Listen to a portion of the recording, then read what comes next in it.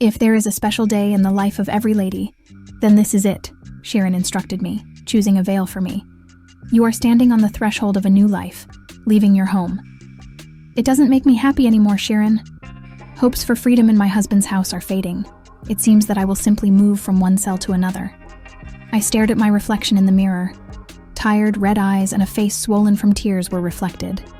But this day will hide a heavy veil behind it. I will marry a man whom I raised with ideals from childhood, but over the past year, his true nature has been revealed. We were destined to be together for a long time, ever since we got engaged in our teens. I believed that he was my savior from all the horror that had befallen me. I could not imagine that this day would turn out to be the darkest event of my life. "Don't cry, dear." Sharon gently touched my face with rough fingers. "Everything will work out." Sharon was the oldest maid in my uncle's house and raised me like her own. After the death of my parents, I was sent to live with Uncle Enver, which was clearly not to his heart, and he made my life unbearable. Every day I prayed to leave here. I imagined my husband as a protective hero, the guardian of my happiness, but my dreams were in vain. "How long can you delay?" Uncle Enver burst into the room. "The groom has arrived. Don't keep him waiting." I wiped away my tears in fear, praying that my uncle wouldn't notice, but it was too late. "Why are you crying?" He grabbed my chin sharply. "Maybe a spanking will bring you back to consciousness? Smile, and know that if you dare to ruin the wedding, the last years of your life will seem idyllic. Transparent?" "I see, Uncle. I won't be naughty." He roughly pulled the veil over me and examined me critically. "This does not fit. Sharon, find something stronger. Otherwise the groom will see her real face and run away from this monster." The last time he saw her, she was a lovely child, but now she had turned into a domestic creature. Uncle left, and I took a deep breath, holding back another bout of tears. I wasn't a monster. I was normal. Blonde hair, expressive eyes, and pale skin tone did not make me stand out from the crowd. And the fact that I was thin did not surprise anyone in Uncle Enver's house. He always insisted that all I did was take someone else's piece, taking the food out of his mouth. Every time after such words, I completely lost my appetite. Sharon hastily found a thicker veil and led me into the large hall. This is where my mysterious marriage with Emil was to take place. My Aunt Layla and Uncle Enver had a reputation as great wizards of the imperial lands. The Alcazar family was famous for secret knowledge, but my marriage was shrouded in darkness and secrecy. Uncle wanted to settle all the formalities as quickly as possible.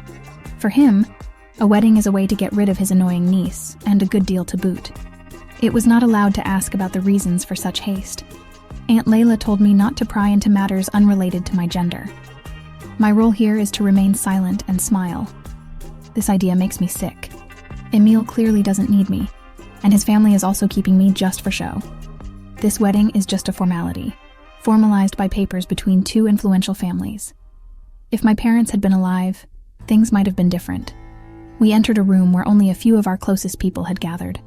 My eyes searched for Emil, who towered in the center of the hall. Even through the heavy fabric curtain, I could see his size. Broad-shouldered, tall, and slender. It's hard for me to see his face, but deep down I believe that he is still as attractive as he was when I first saw him. But what is this facade beauty worth when Emil cultivates completely different qualities inside? "Pick up the veil," one of the guests demanded.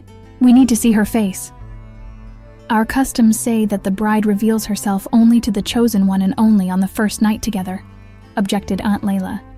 "Today we are breaking too many customs." "Open your face to her," Emil's demanding voice sounded, and I felt my heart drop to my feet. After all, they may suspect that I am not who I say I am. "There is no need for such drastic measures," my Uncle Enver tried to intervene, but one look from Emil silenced him. People of his level do not tolerate objections. They are feared and revered. I felt a sharp sense of dread at the thought of our night together approaching. I was enveloped in the aroma of mint and primrose, the characteristic scent of Aunt Layla. She came up to me and carefully lifted the veil. I tried to smile, but my muscles froze. She lowered her gaze and, trying not to attract attention to herself, looked at everyone from under lowered eyelashes. The guests looked at me, as if evaluating the goods before purchasing. And Emil did not even deign to look at me. I didn't expect tenderness or attention from him, because I knew that his heart belonged to someone else. I apologize for being late. A girl with dark hair entered the hall. Everyone, including Emil, turned and looked at her. She was dazzling. Her hair, soft as silk, fell to her waist. An expensive, seductively tight dress emphasized all her grace. I could hardly breathe. The corset stung and squeezed my ribs to the point of pain. The heat spread through my body, and I wanted to run in the fresh air, but I remained motionless. I recognized her. It was Sarah, my fiancé's lover. "Sir, dear," Emil's mother stretches out her hands and smiles when they meet. "It's so good that you're here. You brighten our home with light and cheer. You're not late. We've just started. I'm glad to be a part of this moment. This is important for all of us. I am sure that tonight will remain in the memory for a long time." Sarah beams without even looking in my direction. And why would she contact me? I'm just my lover's future wife. I feel like a ghost in my own body. "Our Eileen just came down to see us," says Emil's mother, taking Sarah aside. "Unfortunately, she is not very beautiful. There is no grace or elegance about her, and if not for the arrangement, she would probably remain unmarried. But you, Sarah, are impeccable as always. Let's start the ritual. Everyone has already gathered," Aunt Layla says sharply, coming closer to me, pretending to straighten her veil, and whispers, "Pull yourself together and behave decently. No tears. Understood? Otherwise you will feel bad.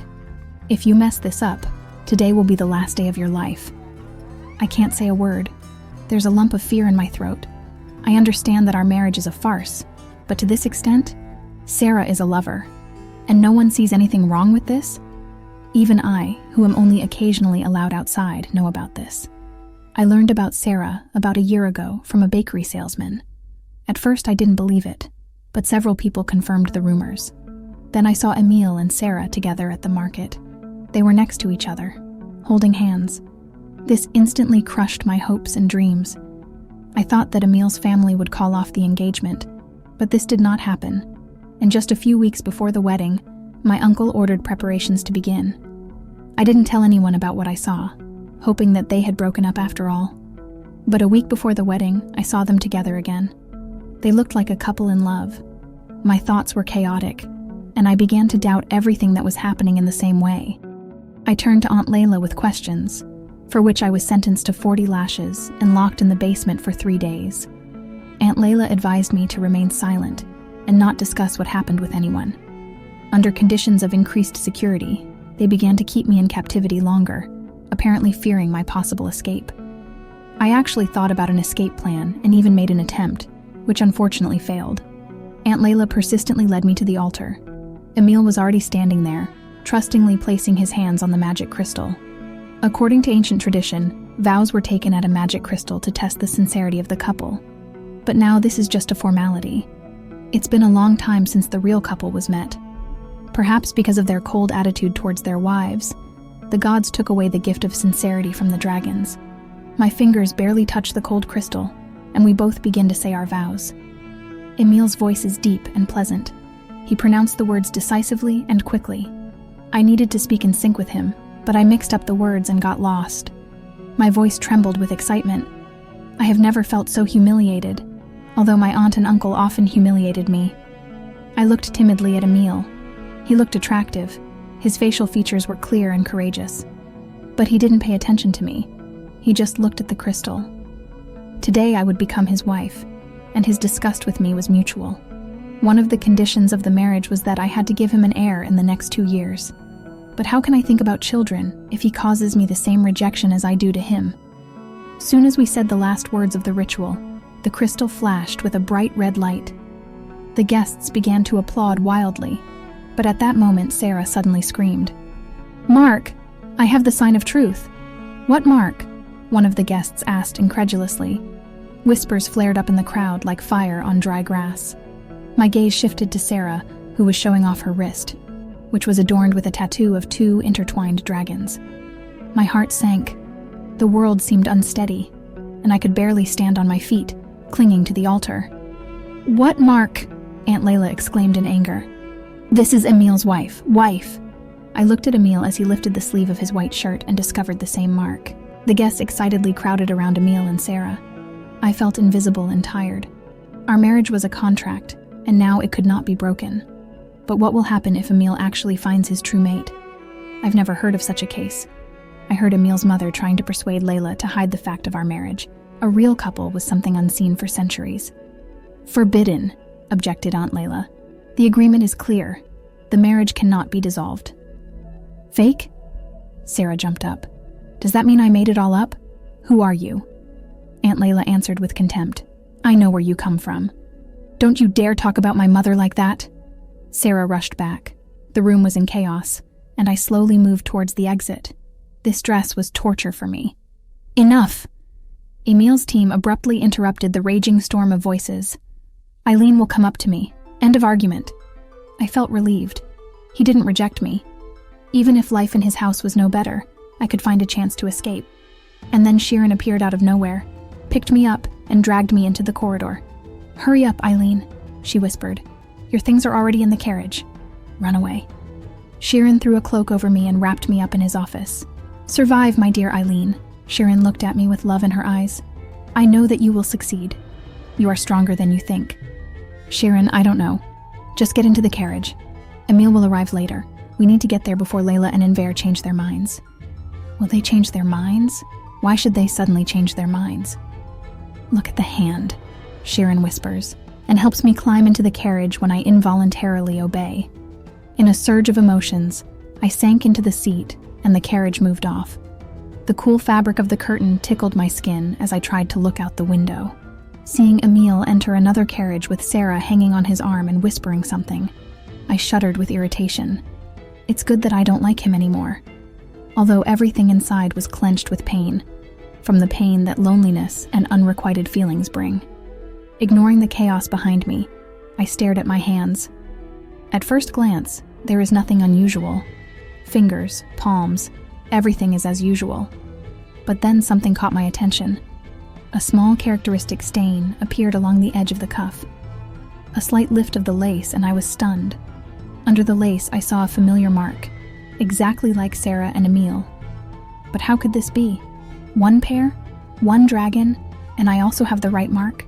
Have the gods changed the rules of the game? I was taken to Emil's house, and I was amazed by its grandeur. A grandiose building with shiny columns appeared before me. The roof was made of dark blue glass, and a wonderful garden stretched around the perimeter of the building. Dusk fell softly on the ground. The garden came to life thanks to magic lamps and torches, scattering soft light along the branches and stems. I have never seen such magnificence before. Aunt Layla and Uncle Enver's house was big, but now you can't even call it a shack. But all this luxury does not bring a rush of joy into the soul. I am an unnecessary appendage, the fictitious wife of Emil Marel, whose heart is given to another. My role in this story is unclear, but the feeling of captivity here, even if it is a cage near the golden bars, no longer leaves me. The carriage drove out to the ordered area in front of the main entrance. The door opened and the servant, like a dragon from legends, extended his hand to me. I lifted my sleeve, making sure the mark was safely hidden, and crossed the threshold. The servant spoke awkwardly, inviting him in, clearly not expecting such a late guest. The inside of the house was even more magnificent. I wandered around the hall. The floors reflected even the faint light of candles, and the walls were decorated with works of art. Before she could come to her senses, a woman's voice broke the silence. Emil's mother condemned my delay from the stairs. Her words were cold and impersonal. She voiced her demands. I should not call her mom. My place in the house was determined. It was clear and undeniable. I had no equal. I was almost nothing. The question crept into my head as to how Emil's mother even allowed this union to happen. Emil never seemed to have any control over his choices. Even as a child, I understood that my marriage was spelled out in the contract, although no one bothered to explain the details to me. At first, they said that I didn't need to know this, then that a lady of my age should be above such trifles. Emil's mother continued to put me in my place. Her words left no ambiguity. Everything in this house should be in its place. I nodded understandingly. My place was determined, and apparently not even a hint of comfort and warmth was provided. The gaze fell on the cold, polished tile stones. There was no place for me here, although Emil Marel himself was my husband. There should be no discord in this house. You are now the wife of Emil Marel. Behave appropriately. Your manners and upbringing leave much to be desired, said Madame Marel, stopping right in front of me on the last step. I think you should show yourself less. You can take a walk in the garden, but only if accompanied by a maid. All is clear? Yes, Madame Marel, I answered, swallowing the lump in my throat. This door is yours. Behind it there is a staircase to the kitchen. The servants will show you the way to your room. My room? Uncontrollable curiosity escaped my lips, and I immediately regretted it. Naturally, spouses are supposed to live separately, especially when Emil decides to live by the lake. He's rarely here. Tears welled up in my eyes and I tried to fight them back. So that's it. Emil will be with Sarah, and I will be locked up with Madame Marel, who it seems has started a real hunt for my modest person. Just as I was about to exit the hallway in search of the kitchen, where my humble fate awaited me, the front door swung open. And here he is, Emil. There was an expression of rage on his face. He looked at me as if I was guilty of the most terrible sins. His eyes narrowed, and behind him, dragon wings flashed like ghostly lights. Now he was scarier than anything I remember. What did you do, Eileen? He looked at me intently. My knees were shaking. I wanted to dive somewhere far away, to hide from his dark attention. I barely had time to nod to Emil's question, who imperiously demanded an explanation about the sign. I don't know what you're talking about. It sounded so vague, almost a whisper. But I tried to meet his gaze. I was shaking. I had not yet set foot on the threshold of his house, and accusations were already pouring in like from a cornucopia. I didn't do anything, Emil. It sounded poignant and true. I got lost in the details, dreaming of marriage with him as my salvation. Emil, let me. We'll discuss this later. Eileen can go. Madame Marel intervened, and without waiting for a second permission, I rushed to the indicated door. While walking down the sink ladder trying to cover the mark, I pulled the string too tight and it broke. I heard the mark quietly crackling with its scarlet light, but I hid it behind my back. Good evening, I muttered, entering the kitchen. 3 maids, busy with their affairs, froze for a moment in surprise at my unexpected visit. Good evening, madam, they greeted, clearly embarrassed. You can just Eileen, I smiled, trying to seem friendly despite everything that had happened. Excuse me, madam, but your apartment is on the 1st floor. The scene is near the library, one of them intervened. But I was preparing a room closer to Emil's bedroom. Nua perked up. No, she has a different place, the other maid answered sadly. Nua frowned, then sighed and led me down the corridor. We went upstairs and, passing the main hall, found ourselves in the corridor leading to the library. At the end of the corridor, Nua opened a heavy wooden door. Here is your room, madam, she said casually, and pointed to a small room. I entered a room where a simple bed, a few chairs, and a small basin of water were all that could remind me of the comforts of home. Nothing like the polish I saw in the hall. I need a little time to prepare everything for you, Nua said.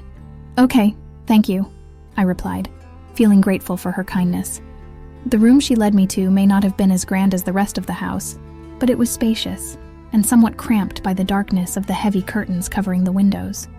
In the center of the room, there was a wide bed, and on the sides there were bedside tables with unusual table lamps.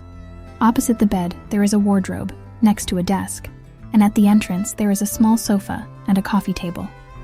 Despite the severity, it was cozy, and the room seemed much more spacious than the one that my aunt had. Here is the bathroom. Nua pointed to the door between the sofa and the closet. Do you want me to draw you a bath? Yeah, that would be great, I said, feeling the tension ease a little. As Nua left to draw a bath, I became lost in thoughts about my plight. Left alone, I took off my protective clothing and plunged into the warm, foamy solution. The aromatic oils had a calming effect, and I allowed myself to rest a little. The rain began to patter outside the window, creating a rhythmic, soothing rhythm. I shouldn't panic or become hysterical. I had to gather my thoughts and consider the possibilities. Emil suspected me of a trick, of some unknown game with the mark of a real couple. I could only imagine that worse than marrying Emil was the unknown fatal escapade into which fate had drawn me. Looking at my wrist, I noticed a shimmering seal, a sign of truth. My heart began to beat faster, not understanding how it could have appeared or whether it was even real. If Emil were my real soulmate, it would be both terrible and wonderful. Thoughts got out of the bath. In a world where everything is possible, even the incredible. A joke of fate or a magical marriage that turned into a mysterious mark. Questions were in the air, but the answers were far away. After a while, I heard a knock on the door. It was Nua who returned with dinner. "Your dinner, Mrs. Eileen," she said as I appeared at the door. I accepted the dinner with gratitude and a request to call me Aisel when we were alone. She agreed, although with some hesitation. I knew that maids had a hard time in such houses, where strict rules dictated the distance between masters and servants. When she left, I was left with dinner, which seemed incredibly real against the backdrop of my entire fabulous short life. I ate slowly, thinking about each bite and what my life had been like until today.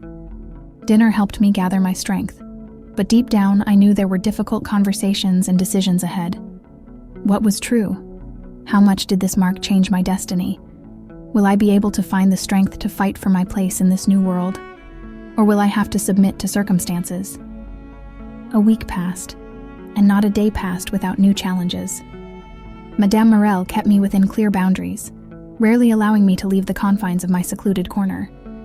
Emil continued to live his life, without even trying to understand what game was unfolding around our marriage. But one fine day, when the wind rushed through the windows, blowing out the curtains and the souls of the servants, everything changed. Emil burst into my room, with heat in his eyes and confusion in his soul, and confessed a keen feeling that told him that my appearance in his life was not an ordinary marriage of convenience, but something else. Deep, magical, connected, inexplicable sign, and mystical fate. My reaction to his confession was not easy. From then on, every day became a new page, and I promised myself to write a story that I could proudly convey to time. The story of Lady Eileen and Emil Marel is complex and fascinating, mystical and inspiring. They wrote their own rules, discovered true passion, and now walk together, overcoming the paths of fate, especially when it weaves its ornate patterns.